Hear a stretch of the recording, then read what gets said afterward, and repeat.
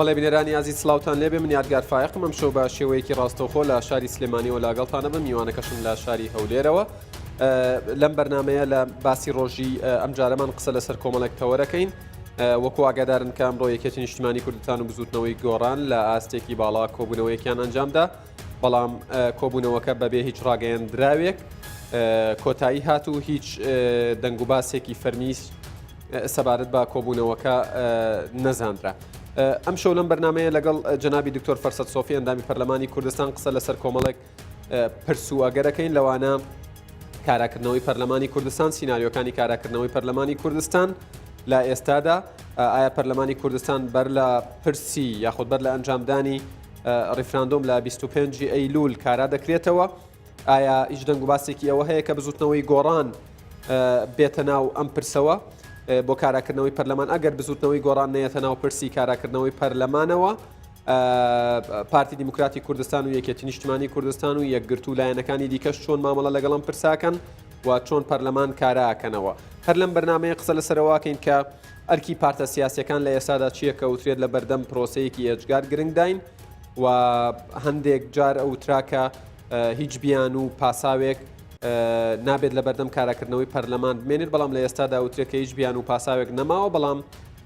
پەرلەمان کارا نەکراوەتەوە تا ئەم ساتە قسە لەسەرەوەکەین کە پارساڵ چەندین جارگوێمان لێ بوو ئەوتراکە ئەگەر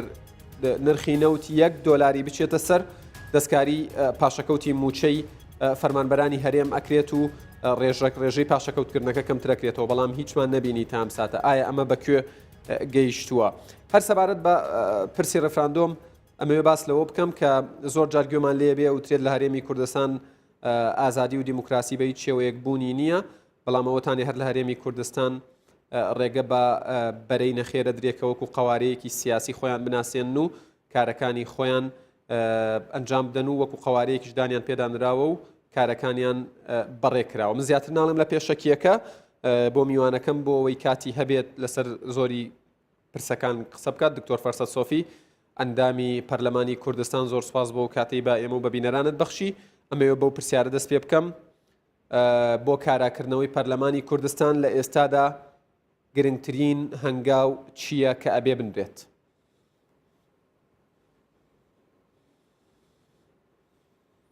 بەناوی خوای گەورە و میهرەبان سپاس بۆ جەنابەت کاک یادگار سڵاو و ڕێزی تایبەت بۆ بینەرانی تەلەڤیزیۆنی کوردستان 24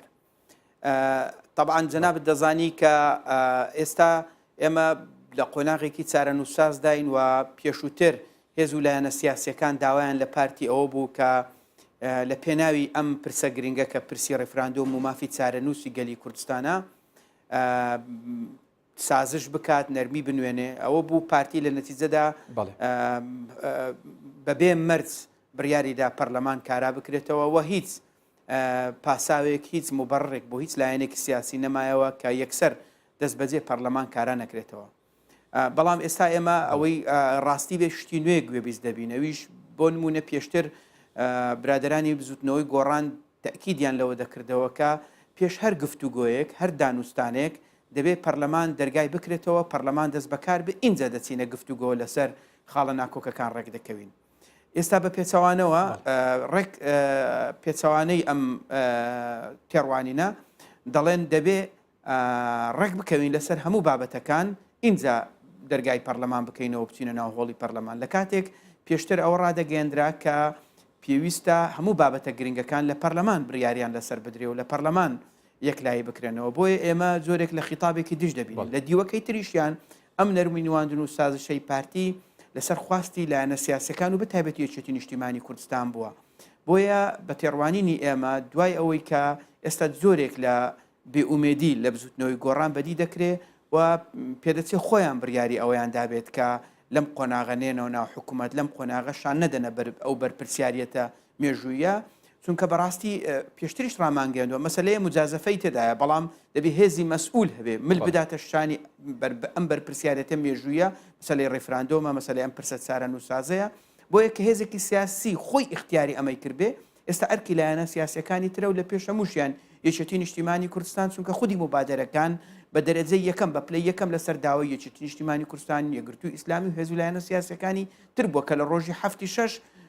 بەشدار بوون لە کۆبوونەوەی بڕیاردان لە دیاریکردنی 25 بۆ ڕیفراندۆم یەکێک لە خاڵەکانیش ئەوە بۆ کە دەبێت پەرلەمانیش لەو ماوەیە کارا بکرێتەوە لەلایەکی تر یەکێتی نیشتیمانی کوردستان خۆی لە کۆبوونەوەی ئەنجومەنی سەرکردایەتی یان کۆمیتەی سەرکردایەتی ڕایگەیاندووە بەشدار ریفراندۆم دەبن بە شێوازێک کە لە پەرلەمان ئەم پرسە تاوتوێ بکرێ و یاسای بۆ دەربچێت بۆیە بۆ بەدیهێنانی چاوەڕێ دەکرات کە لە مانگی هەشتان لە ئاپ پەرلەمانکاران بکرێتەوە بۆچی تا ئەم ساتە پەرلەمانکاران نەکراوەتەوە بۆ هێندە دواکەوت بەڵێ ئەمە پرسیارێکی بەجێ جەنابەت دەزانی ڕاستە فەرمووی جەنابەت دەزانی کە ئێمە لە ڕۆژی 7 داوای کۆبوونەوەمان لە زوتنەوەی گۆڕان کرد ڕۆژی 7 پێم وایە ڕۆژی دوای 28 واتە مانگێک و 3 ڕۆژ دوای ئەوە وڵامی پارتیاندایەوە کە وڵامیشیاندایەوە چۆن وڵامیاندایەوە با بڵێن کۆبوونەوەیکی جیڤاتی نیشتیمانیان کرد 5 خاڵیان ڕاگەیاند وەکو مەرجی پێشوەختەواتە ینی کۆبوونەوەکە قابلی کۆبوونەوە و گفتوگۆ و دانووسان نەبوو ئەوان پێشتر ڕایانگەیاند بوو کە پارتی بێ دەبێت تەسلیمی ئەم 5 خاڵی ئێمە بێ اینجا بێت گفتوگۆ بکات بۆیە ئێمە وەڕای ئەوەی پشوو درێژیمان هەبوو مانگی کوسێ ڕۆژ چاوەڕێمان کرد دواتریش مەرجی پێشوەختەشمان بینی کە چوینە کۆبوونەوەش بە وەفدێکی باڵا کە سکرتێری مەکتەبی سیاسی و 7 ئەندامی مەکتەبی سیاسی چوون و بە وەرەقەیەکی 6 خاڵیش چوون کە پارتی 4 خاڵی لەو 6 خاڵە هاوبەش بوو لەگەڵ 5 خاڵەکەی گۆڕان بۆ بەنیەتی ڕێکەوتن چوو بووین بەڵام دواتر کە بینیمان ئەو جەوەی کە بڕێزان لە بزوتنەوەی گۆڕان لە تەعامل لەگەڵ وەفدی ئێمە و لە دوایی کۆبوونەوەکەش و حتا لەو ڕۆژەش کە وەفدی پارتی لە سلێمانی بوو سەردانی گۆڕانی کردبوو بینیمان ڕێگەیاندنی گۆڕان بەڕاستی لە هەموو شەو لە هەموو ڕۆژەکان تونتر بوو بەرامبەر پارتی بە زمانی زبر و ئەمانە بۆیە ئێمە بەڕاستی هەناسەی ڕێکەوتنمان نەبینی لە بزوتنەوەی گۆڕان دوای ئەوە یەکێتی نیشتیمانی کوردستان داوای کۆبوونەوەی کرد لە بزوتنەوەی گۆڕان کە پێیانە گوترێ سەرکردایەتی هاوبەش دیسان ئەمە پێش جژن بوو واتە پێنجشەمەی پێش جژن سەرکردایەتی یەکێتی داوای کۆبوونەوەی لە گۆڕان کرد بەڵام هەفتە زیاتر لە 10 ڕۆژە گۆڕان وڵامی نەدایەوە وای دەبینی تەنها زیاتر بۆ لە کات کوشتن دەچێت ئەمڕۆ کۆبوونەوەکە کراوە دەشبینی کە ئەم کۆبوونەوەی کراوە شتێکی کۆنکریتی لێ دەرنەچوە من تەفاسیلەکەی نازانم بەڵام ئەوەی دەبیستین ڕێککەوتنێکی تێدا بەدی نەکراوە بۆیە ئەتر نازانی دەبێ یەکێتی نیشتیمانی کوردستان چەند هەفتەی تر چاوەڕوانی بزوتنەوەی گۆڕان بکەم بێمە پاساوێک لەسەر ئەوە هەیە کە یەکێتی نیشتیمانی کوردستان لەبەر ئەوەی داوای کردووە پێشوەخت کە بۆ ئەنجامدانی ڕفراندەم پێویستە پەرلەمان کارا بکرێتەوە بۆیە ئێستا قسەیەک لەسەر ئەوەیە کاڵوێست یەکێتی نیشتیمانی کوردستان تا ڕادەیەک هەڵوێستێکی محریجە و بە شێوەیەک لە شێوەکان بەرامبەر بە لایەنگران و دەنگدەرانی تووشی ئەحراجی بۆ چکە تا ئەم ساتە پەرلەمان کارا نەکراتەوە لە کاتێکا لەسەر ئاستی لێپرسراوی دەستەی کارگەڕی مەکتەبی سیاسیەکێت لە بەرنمەیەکی خۆمە ئاماژەی بەوە کرد جەنابی کاک مەلا بەختیار کە لە ماوەیەکی قیاسی پەرلەمان کارا ئاکرێتەوە خەڵکی تریشیان هەمان قسەی کردووە لەسەر ئاستی زۆر باڵا بەڵام تا ئەم ساتە پەرلەمان کارا نەکراوەتەوە پرسیارەکەی من بە دیاریکراوی ئەوەیە ئەرکی یەکێتی نیشتیمانی کوردستان لەم ساتە و دوای ئەوەی کە ئەمڕۆ بە شێوەیەک لە شێوەکان لەلایەن گۆڕانەوە بێهیوا کراوە چییە؟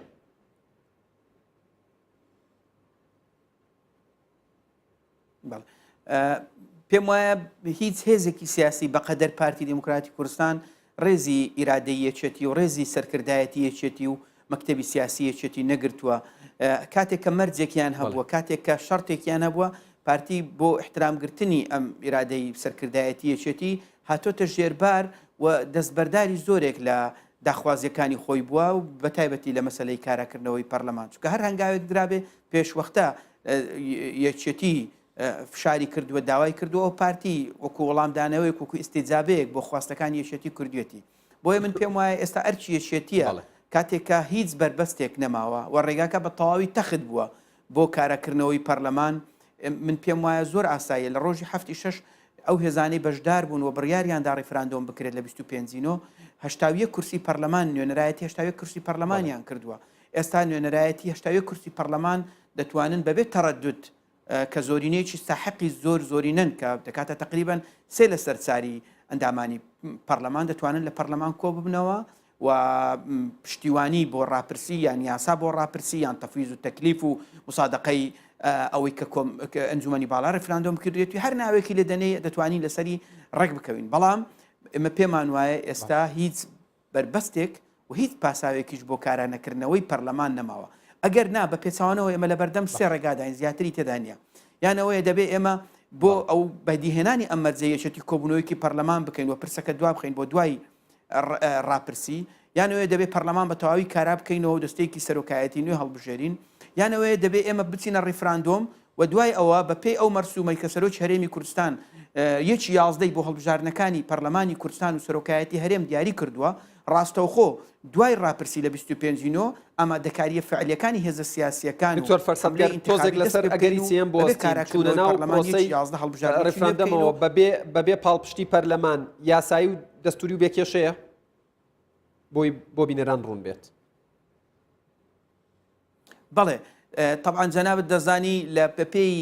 یاسای پەرلەمانی هەڵبژاردننی پەرلەمانی کوردستان ژمارەیەکی ساڵ 92 و بەپێی یاسای سەرۆکایەتی هەرێمی کوردستان ژمارەیەکی ساڵ 2005 ڕێکارەکانی ئەنجامدانی هەڵبژاردننی سەرۆکایەتی هەرێم و ڕێکارەکانی ئەنجامدانی هەڵبژاردننی پەرلەمانی کوردستان زۆر ڕوون و ئاشکران واتە هەر هەڵبژاردننی نوێ پێویستی بە مسادقەیەکی پەرلەمانی ناکات ڕێکارەکان ئەوەن کە سەرۆکی هەرێمی کوردستان مکەلەفە واجبێکی قانونی لە سەرشانی کە دەبێت بە مەرسومێک ڕۆژی هەڵبژاردنەکان دیاری بکات و کۆمیسیۆنیش پەسەندی بکات و کۆمیسیۆنیش ئامادەکاریەکانی بۆ بکات ئێمە هەردوو ئەم ڕێکارانە بڕدراون سەرۆکی هەرێمی کوردستان بە مەرسومێکی هەرێمی داوای لە کۆمیسیۆن کردووە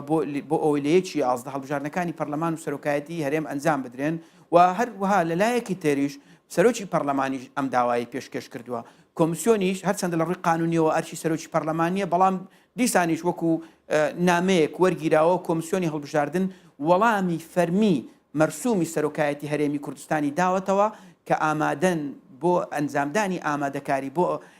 هەڵبژاردنەکانی پەرلەمان و سەرۆکایەتی هەرێم و ئێستا واکیاناتی سیاسی تۆمارەکەن و ئێستا خەریکی ئامادەکارین و زۆربەی ئەو ئامادەکاریانی بۆ ڕاپرسی دەکرێن بە دیوەکەی تر ئاسانکاریەکی ئەجگار گەورە دەبن بۆ ئەنجامدانی هەردوو هەڵبژاردنەکە واتە لە ڕووی قانونیەوە هیچ پێویستمان بە پەرلەمان نییە بۆ ئەنجامدانی هەڵبژاردنەکانی پەرلەمان و سەرۆکایەتی هەرێم لە یەکی 11 دەتوانین بەبێ پەرلەمان هەڵبژاردنەکان ئەنجام بدەین بۆیە ئەگەر پەرلەمان تا ئەو کاتکارانە بێتەوە هیچ پاساوێک بۆ دواخستنی هەڵبژاردنەکان نامێنێ و ناشتوانین دوایان بخەین تەنها پەرلەمانە دەتوانێت تەمەنی خۆی درێژ کاتەوە هیچ قووەتێکی تری قانونی ناتوانێت ئەمە بکات واتە ئەگەر پەرلەمانی کوردستان لەو ماوەیە کۆبووەوە ئەو هەموو ئەگەرەکان کراون بەڵام ئەگەر پەرلەمانی کوردستان لە ماوەی چەند ڕۆژی داهات و کۆنەبووە تەنها یەک ئەگەر لە دەستمانەمینێ ئەویش ئەوەیە کە ئێمە بچینە ڕاپرسی و پرۆسەی هەڵبژاردنەکان ئیتر دەبێتە ئەمرێکی حەقیقی و هیچ پاساوێک هیچ مەجالێک باشە دکتۆر فەرسەد گەر بەم شێوەیە بۆچی لە بەیاننامەکەی لە ڕاگەیاندراوەکەی بزوتنەوەی گۆڕان و کۆمەڵی ئیسلامی یەکێک لە خاڵەکان جەخت لەسەرەوە کاتەوە کاڵبژاردن دوانەخرێت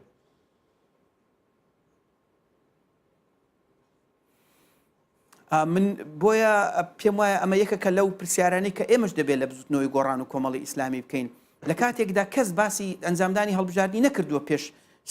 سەرۆکی هەرێمی کوردستان کە لە هەمان کاتدا سەرۆکی پارتیشە و ڕۆژەکە دیاری کراوە کۆمیسیۆن کە لە نۆ کۆمسیار پێک دێ لەو نۆ کۆمسیارە تەنها سەیانیان پارتین ئەوانی تر سەر بە یەکێتین سەر بە گۆڕانن سەر بە کۆمەڵت سەر بە یەکگرتوون ئەوانە بە تێکرا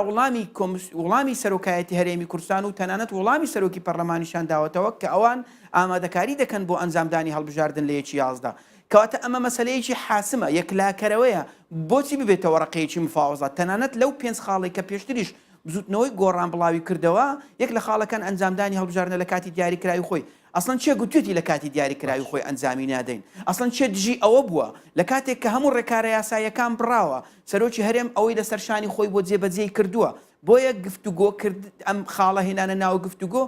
بۆ منیش جێگای پرسیارە و تاڕادێکیش نالۆژیکەسم یەکلا کراوەتەوە بزوتنەوەی گۆڕان ناوە داوای ئەوە ئاکات کە ڕفرەندەم لە 25 ئەیلول دوا بخرێت پێم خۆشەوە بۆ بینەران ڕوون بکەیتەوە بەڕێز دکتۆر یوسف محەممەد سادق سەرۆکی پەرلەمانی کوردستان بەنامەیەک داوای لە کۆمیسیۆن کردووە کە پێش مانگی 11 ڕیفراندۆم و هەڵبژاردن ئەنجام بدرێت ئەمە زیاتر بۆ بینەران ڕوون بکەیتەوە بەڵێ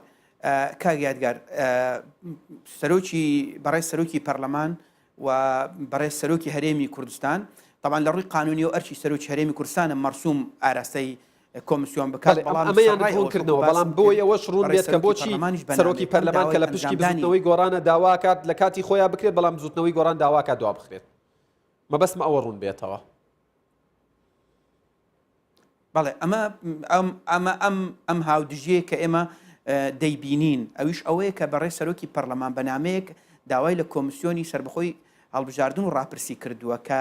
لە پێش مانجی 11 لە پێش کۆتایی هاتنی خولی چوارەمی پەرلەمان هەم ئامادەکاری بکەن بۆ ئەنجامدانی ڕاپرسی هەم ئامادەکاری بکەن بۆ ئەنجامدانی هەردوو هەڵبژاردننی سەرۆکایەتی هەرێم و پەرلەمان و هەروە داوای کردووە ئەنجامدانی هەڵبژاردننی سەرۆکایەتی هەرێم بەپێی یاسای سەرۆکایەتی هەرێم ژمارەیەکی 2005 بێ واتە ڕاستەوخۆ لە ناو خەڵک هەڵبژێردرێت لە کاتێکدا دیسان ئەمەشیانێکە کە لە خاڵەکانی بزوتنەوەی گۆڕان کە ئەڵە دەبێت یەکسەر هەر لەم خولە سیستەمەکە بکرێتەوە ئەوەی کە سەرۆک لە ناو پەرلەمان هەڵبژێردرێت. ئەمە خاڵ یەکەم واتە لە هەمان کاتدا کۆمسیۆنی هەڵبژاردن و ڕاپرسیش وەڵامی بەڕێز سەرۆکی پەرلەمان و وەڵامی بەڕێز سەرۆکایەتی هەرێم و سەرۆکی هەرێمی داوەتەوە کە ئەوان ئامادەن بۆ 25 کە بە زۆرینەی ئەندامانی کۆمسیۆن ئەم بریارە پەسەند کراوە ئامادەن بۆ ئەنجامدانی هەڵبژاردنەکان و ڕافرەفراندۆم لە 25 هەڵبژاردن و سەرۆکایەتیش لە 11 بەس ئەم قسێتەوەکەم. خاڵی دووەم ئەوەی جێگای پرسیارە ئەوەیە کە لە ڕۆژی 3 2014 بەڕێز سەرۆکی هەرێمی کوردستان هاتە پەرلەمانی کوردستان داوای لە پەرلەمانتاران کرد کە پەلە بکەن بۆ دەرکردنی یاسای هەڵبژاردننی یاسای کۆمسیۆنی هەڵبژاردن و ڕاپرسی نەک لە بەرەوە ئێمە فراغمان هەبوو بۆ ئەوەی هەڵبژاردن ناتوانین هەڵبژاردن لە کوردستان ئەنجامدەین کۆمسیۆنی بەغدا هەبووی کێشەمان نەبوو بزەبت بە تەحدید کراوی گوتی بۆ ئەوەی ڕاپرسی لە هەرێمی کوردستان ئەنجام بدەین چونکە ئێمە هیچ ئومێدمان بەم عێراق نەماوە تاوەکو بتوانانی بەردەوام لەگەڵیان بچین. باشە دکتۆر فەرسەد بووە ئەجندای پرسیارەکەی منیش لەسەر ئەوە بوو گەریانەتی بین مانجی ڕەم بۆچی لە 2014 ئەم پرسە بۆچی بەڵێ ڕێگەت پێدەم دکتۆریان بۆچی لە 2014 ئەم پرسە هیچ کێشەیەکی نەبوو و هەموو لایەنەکان لە ناو پەرلەمان ڕازی بوون بۆچی ئێستا کێشەی بۆ دروستە بێ لە کاتێکە لە نووسینێکی خۆشتە لە فەیسبوک ئاماژەت بەوە داوە کە ئەو کاتە تازە داعشاتووە نەوتی کوردستان کڕیاری نەبوو پەیوەندەکان لەگەڵ عێراق بەو ئاستەی ئێستا خراپ نەبوو گەر زیاتر لەسەرەوە ڕوونکردنەوە بدەیت. بەڵێ جا بزەبت منیش دەمەوێت ئەوە بڵێم کە کاکە یادگاری ینی مشکلەکە ئەوەیە لەو کات یەک ئەجندای هەرە گەرم و گوڕی پەرلەمان لە ماوەی لە 3 هەفتاوەکو 27 یاسایەکەمان دەرکرد و ئەو پرۆژەیەش کە پێشکەش کرا پرۆژە یاسایەکە سەرجەم هێزە سیاسیەکان و لە پێش هەمووشیان بزوتنەوەی گۆڕان تەوقیعی لەسەر پرۆژەکە کرد و لە ناو پەرلەمانیش گەرم و گورترین گفتوگۆی لەسەر کراوە بە تێکڕای دەنجی ئەندامانی پەرلەمان پەسەند کرا بۆ ئەوەی لە خیلالی ساڵی 2014 ڕاپرسی ئەنجام بدەین. وەکو باسم کرد لەو کاتە دۆخی کوردستان تازە شەڕی داعش بوو دووەمیان ئێمە تازە قەیران دەستی پێکرد و بودجە و موچەی کوردستان بڕابوو نەفتی کوردستان بە هیچ شێوەیە کڕیارینەوە ئاڕێک ئەو کاتە بوو کە باخیرەیەکی هەڵگری نەوتی کوردستان لە ئاوەکانی نیویۆرک دەسوڕایەوە و لیان نەدەگەڕە لەنگەر بگری و عیلاقاتی ئێمە قووەتی پێشمەرگەی ئێمە چەک و جبەخانی دەستی ئێمە بە هیچ شێوەیەک بەراورد ناکرێت لەگەڵ ئێستا پێشمەرگە شەڕێکی گەورەی تێپەڕان بەشەر ئێستا بەسەر داعش سەرکەوتین چەک و جبەخانەمان زیاترە عیلاقاتی دەولی و پێگەی هەرێمی کوردستان زیاترە نەوتی کوردستان کڕیاری زۆرە ئێستا لەگەڵ ڕۆزنەفت و لەگەڵ کۆمەڵێک کۆمپانیای گەورە و علاقاتی نەوتی و تجاری و اقتصادیمان بنیاتراوە و خەریکە کەوینە سەرپەی خۆمان بیر لەوە ئەکرینەوە کە چۆن بە موچەی خەڵکی کوردستان دابچینەوە چۆن قەیرانی دارایی بەرەو چارەسەر ببین و کۆمەڵێکی زۆر جیاوازی ئێستا لەگەڵ ئەو کاتەیە. پرسیارەکە ئەوەیە ئەو کات پێش پارتی بزوتنەوەی گۆڕان جەختی لەوە دەکردەوە کە دەبێت پەلە بکەین بۆ دەرکردنی ئەم یاسای بۆی ڕاپرسی ئەنجام بدەین لە کاتێکدا ئەو کات ئەگەر یەک تۆز ئومێدیش لەگەڵ عێراق مابوو بێت بەڵام دوای هەموو ئەم تێپەڕبوونی ئەم 3 ساڵە هیچ ئومێدێک هیچ چرایەک هیچ ڕۆشناییەک لە پێکەوە ژیان لەگەڵ عێراق نەماوە چونکە ئێمە بینیمان عێراق لە شەڕی داعشی پێکردین تەنانەت ئەو چەکانەی لە کەنەدا و لە ئەمریکا بۆمان دەهاتن عێراق ڕێگەی نەدەدا بێنە هەرێمی کوردستان و ئێستا بە تەواوی هیچ پەیوەندیەکمان لەگەڵ عێراق نەماوە و لە ڕۆژە سەخت و ناخۆشەکان عێراق بە کەڵکمان نهات. باشە پرسیارەکە ئەوەیە لە لای ئێمەش بۆچی ئەو کات گونجاو بوو بۆچی لە 2017 کات گونجاو نییە بۆیە بەڕاستی ئێمە وای دەبینین کاگیادگار ئەم مەسلەیە زیاتر مەسلەیەکی حزبیە مەسلەیەکی سیاسیە بە هیچ تێڕوانینێک دوایە زۆر ئێمە هەندێک شتی متەناقزی پێچەوانی یەکتر دەبینین لەلایەک بەڕێزان لە گۆڕانی ئەعلامی لایەن هەندێک لایەنی تر و ئاماژەی پێدەدەن کە ئەم ڕیفراندۆمە پشتیوانی تورکیای لە پشتە و تورکیا پێمان دەکات لەلایەکی تر دەڵێن کاکە ئەگەر ڕیفراندۆم بکرێت حدودەکانی تورکیا و ئێران دادەخرێن دەبێت جارێ ئەوان لە ناو خۆیان ئێکلا بکەنەوە ئایا تورکیا لە پشتێتی ئەگەر تورکیا لە پشتێتی چۆن حدود داخە ئەگەر تورکیا لە پشتی نییە ئەی باشە دەبێت یەک لەم قسانەی ئەوان ناڕاز بێت بۆیە بە تەسەوڕی من ڕۆژانە کاگیادگار ئێمە زۆرێک لە تەناقوس لە بیرروڕا لە تەڕحکردنی ئارا لەم بەڕێزانە دەبینین کە ئەمە لە نەتیجەی نهایی زەرێکی گەورە بە بەرژەوە دێباڵەکانی ملەتی ئێمە دەگەێنێت بەڕاستی زۆرێک لە بەڵێ دکتۆر فەرساد بەڵێ ئەمەوێت زۆر بە ڕاشکاوی زۆر بە زمانێکی سادە و ساکار بۆ بینەرەکان و بۆ هاوڵاتیانی هەرێمی کوردستان و بۆ ئەو کەسانەشی کە دەنگیان بە تۆداوە و کە ئێوە بە شێوەیەکی معنەوی نوێنەرایەتی هەموو هەرێمی کوردستانی شەکەن هەموو پەرلەمانتارێک ئایا پەرلەمانی کوردستان هێندەی ئێوە ئاگادارن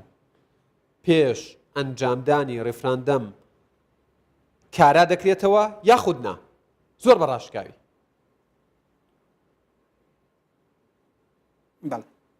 من پێم وایە بەڵێ لە پێش ئەنجامدانی ڕێفراندۆم پەرلەمانی کوردستان کارا دەبێتەوە و پەرلەمانی کوردستان بەلایەنی کەم دەتوانێت کۆبوونەوە بکات و لەسەر پرسی ڕێفراندۆم و لەسەر پرسی مافی چارەنووس هەڵوێستی مێژووی و جددی خۆی بکات و بڕیاری چارەنووسازی خۆی بدات وەکو ئەرکێکی مێژووی و نیشتیمانی کە لە سەرشانیەتی بەڵێ من پێم وایە یەکێتی نیشتیمانی کوردستان وەکو هێزێکی مەسئول وەکو هێزێک کە لە ساڵی هەشتایەکانەوە مافی چاری خۆنووسین دروشمی ئەساسی یەکێتی نیشتیمانی کوردستان بووە و هەڵگری پامی مافی چارەنووس یەکێتی نیشتیمانی کوردستانە بۆیە مەسئولەتێکی تاریخی گەورە ئێستا بە دەرەجەی یەکەم لە یەکێتی نیشتیمانی کوردستانە من وای دەبینم وێ ڕای ئەوەی کۆمەڵێک دەنجی ناشاز لە ناوخودی یەکێتی نیشتیمانی کوردستان گوێ لێ دەبین بەڵام شۆڕژێرانی ناو یەکێتی نیشتیمانی کوردستان تێکۆشەرەکانی یەکێتی نیشتیمانی کوردستان کە هەموو تەمەنی خۆیان لە شاخ لە ئەشکەوتەکان بردەسەر لە پێناوی ئازادی ئەم نیشتیمانە لە پێناوی سربەخۆیی ئەم نیشتیمانە ڕووباری خوێنیان ڕشت ئێستا کاتی ئەم لەحزە تاریخیە کە بڕیاری خۆیان بدەن و بەیەکەوە بین ئەم پرسە چارەنووسازە تێپەڕێنین دکتۆر فەرسەد پرسێکی ئێجگار گرنگی دیکە هەیە ئەویش گوزەران و مەعیشەتی هاوڵاتیانی هەرێمی کوردستان و فەرمانبەران و موچە خۆرانە ئەمەوێت ئەوە بزانم پار ساڵ لە مانگی سێ جەنابتان زۆر بە سەریحی وتان حکوومەتی هەرێم و ئەو لایەنانەشی کە سەرپەرشتیان باساکەن ئەم پرسە ئەکەن $1 بچێتە سەر نرخی نەوت ئەبێ دەستکاری پاشەکەوتی موچە بکەن و ئەمەوێ ئەوە بزانم ینی هاوڵاتیان هەرێمی کوردستان لە دۆخێکی خراپدان لە ڕووی ئابووری و داراییەوە کەی پاشەکەوتی موچە دەستکاری ئەکرێت ئەو تیمەی حکوومەتی هەرێمیش کە سەرپەرشتی ئەم پرساکە بەکوێ گەیشتووە ئەگەر زانیاریەکی نوێشە بێ بۆ بینەران و بۆ موچە خۆرانی لێرەوە باسیکەی لە منبەرەوە من سوپاس دەکەم طبعا بەڵێ طبعا بۆ ئەوەی کە ڕاشکاوانە قسە بکەین مەسلەی وردەکاری و داتاکانی سعری نەفت و خەرجی و داهاتەکانی حکوومەتی هەرێمی کوردستان بە هیچ شێوازێک ئێمە ئەو تەفاسیلان لە بەردەستی ئێمە نین ئەمە ئێستا لیژنەیەکی باڵاین کار لەسەر مەسلەی چاکسازی و ڕوبەڕووبوونەوەی گەندەڵی دەکەین و ئیشاڵە لە ئایندەش تەفاسیل و وردەکاریەکانی راپۆرتی دووەمی خۆمان بۆ ڕای گشتی خەڵکی کوردستان ڕدەگەێنین کاری ئێزگار باشمان کردووە ئێمە لە خزمەت جەنابی سەرۆکی هەرێمی کوردستان کۆمەڵێک هاوڕین و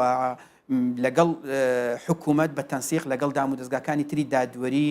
دەستەی نەزاهات دیوانی چاودێری دارایی داواکاری گشتی و ئەو مؤسساتانە بە تەنسیق کاری گەورە و باش ئەنجام دراون ئینشاڵڵا بۆ ڕای گشتی ڕوونی دەکەینەوە بەڵام منیش دەمەوێت لێرە ئەوە ڕابگەێنم کە دەبێت حکوومەتی هەرێمی کوردستان بەو ئیلتیزامەی کە لە ناو قەرارەکەی پاشەکەوتکردنی موچە داوێتی قەرارێکەیە کە بریتە لە قەراری پاشەکەوتنیکردنی موچە تیایدا هاتووە لەگەڵ گۆڕانکاری لە داهاتەکانی هەرێمی کوردستان و سعری نەوت گۆڕانکاری لە موچەی فەرمانبەران دەکرێت ئەوەندەی من لە دوورەوە زانیاریم هەبێت ئەوەیە کە ئێستا لیژنەیەکیان پێکهێناوە کە بە پەلە هەوڵ بدەن سیستەمێکی نوێی موچە بڕیار لەسەر بدرێ بەڵام ئەو سیستەمی نوێی موچێ دەبێت لە کەی دەچێتە بواری جێبەجێکردنەوە هێندەیەوە ئاگادارن دکتۆر زۆر بە کورتی بەناوی پاشەکەوتکردنی موچە بە حساب وەکو بە تەفاسیلی ئەم بابەتە لە لای ئێمە من ناتوانم نەوە سەقفی زەمەنی دەزانم بەڵام ئەوەی دەزانین ئێمە دڵنیای خەڵکی کوردستان دەکەین و فشارەکانی خۆمان بەردەوام دەکەین لەسەر حکوومەت چونکە خەڵکی کوردستان مستحقی ئەوەیە کە موچەیەکی ئەو تۆی پێ بدرێ بتوانێت بە سەربەرزانە و بە شەرەفمەندانە بژیت بەداخەوە ئەو دۆخەی کە تووشی فەرمانبەرانی هەرێمی کوردستان بووە بەڵام یەک خاڵ کاگیادگەر دەمەوێت ئاماژەی پێ بکەم لە بەیاننامەکەی گۆڕان و لەو بەیاننامەکەی کۆمەڵ و گۆڕانیش ئەوە هاتووە ببوورە ئەم قسەیە گرنگە ئەمە هاتووە کە دەبێ پاشەکەوت هەڵبۆشێنێتەوە بژێوی ژیانی خەڵک چارەسەر بکرێت ئەمە بە جەختکردنەوە نابێت کە گوتیانە جەخت دەکەینەوە ئەمە دەبێ وەزیری دارایی لە گۆڕانە ئەگەر لە خەمی بژێوی خەڵکین ئەگەر لە خەمی لابرنی پاشەکەوتن با وەزیری دارایی بێتەوە ئێمەش لە پەرلەمان بینەوە فشار بکەین سەقفی زەمەنی بۆ حکوومەت دابنین بینین حکوومەت بخەینە ژێرباری بەرپرسیارەت و مەسئولیت لە پەرلەمان لێپرسینەوەیان لەگەڵ بکەین بەڵام تۆ لە بەیاننامەیەک بۆ ئەوەی عاتفەی خەڵکی پێڕاکێشی و بە خاڵێک دەینووسی من پێم وایە ئەمە هەستکردن نییە بە بەرپرسیارەت هەستکردن بە بەرپرسیارەت ئەوەیە وەزیری مالی خۆت بنێریەوە و پەرلەمانتارەکانی خۆت بێنەوە لە هۆڵی پەرلەمان و لە ناو کابینەی حکوومەت بە یەکەوە بتوانین دەست لە ناو دەستخەین و بە خەمی بژێ و ژیانی خەڵکی کوردستانەوە بچین و دەستکاری موچەی خەڵکی کوردستان بکەین و بەرەو باشی ببینەوە. بەڵێ بەڕێز دکتۆر فەرسا سۆفی ئەندامی پەرلەمانی کوردستان لە فراکسیۆنی پارتی دیموکراتی کوردستان زۆر سپاس بۆ کاتەی بە ئێمە و بەبینەرانی بەخش. زۆر سپاس بۆ ئێوە کاتێک خۆش. بەڵێ بینەرانی ئەزیز باسی ڕۆژ لێرە کۆتایی دێت تا بەرنامەیەکی دیکە ڕێزی یادگار فایق و ستافەکەم لە شاری سلێمانی و لە شاری هەولێر قبوڵ بکەن ماڵی ئێوە و کوردستان هەمیشە و هەردەم ئاوەدان خواتان.